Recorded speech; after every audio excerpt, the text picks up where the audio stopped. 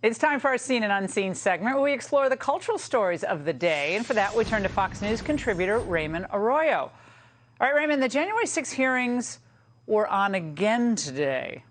Laura, I watched a lot of those hearings earlier, and, you know, Sad. It lacked drama, and the visuals are not all that appealing, so it's confusing to the viewer. The witnesses were mostly virtual.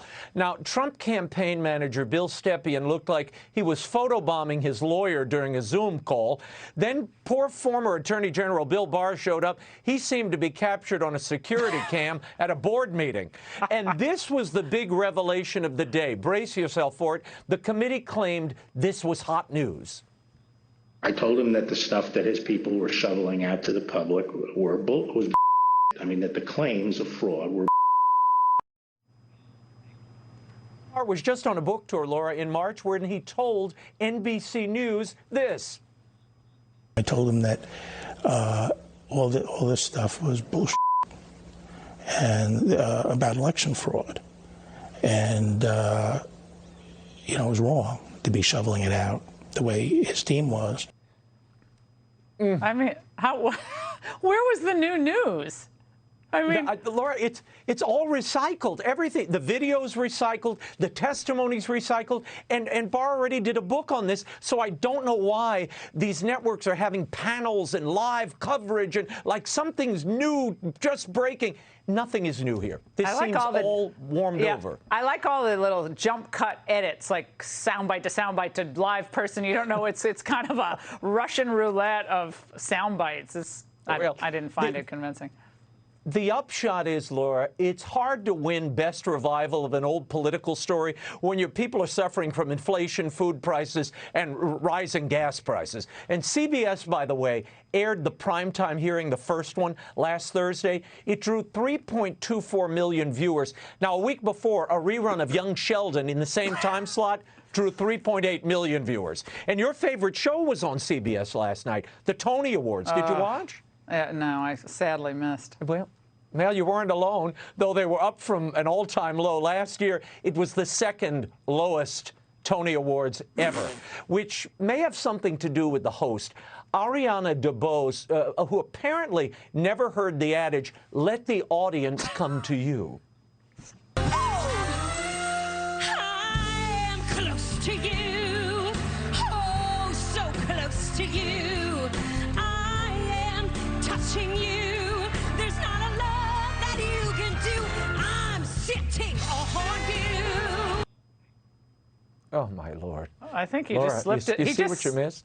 Yeah, he just slipped a disc in that last movement there, I think. He's going to go to the chiropractor. Oh, whatever. No, it was a torturous evening, I have to say. And remember when Broadway diva Patti LuPone chastised a member of her audience a few weeks back? Put your mask over your nose. That's why you're in the theater. That is the rule. If you don't want to follow the rule, get the out.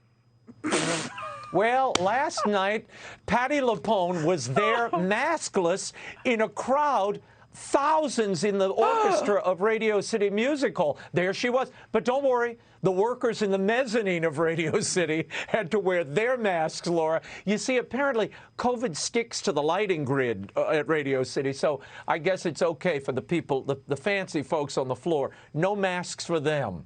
Pretty good.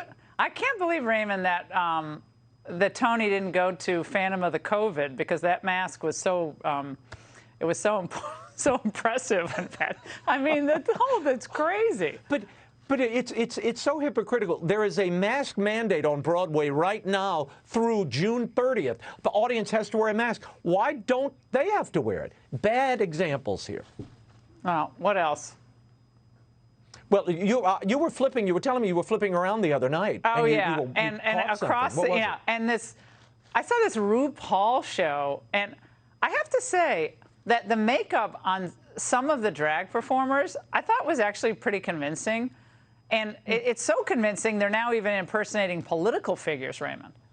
Please give a warm drag race welcome to the Speaker of the House, Nancy Pelosi.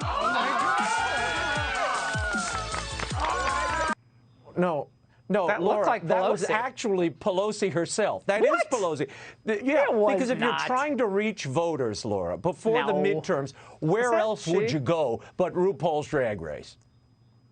Now, Speaker Pelosi, with all the challenges facing our nation, what words of wisdom do you have for us? Well, the single most important thing I can say is to vote. With the midterm elections coming up, it's very important for people to make their voices and their vote heard. We throw the word master class around here all the time, but that sarcastic, shady clap you do was epic. It was completely unintentional. Can I get an amen?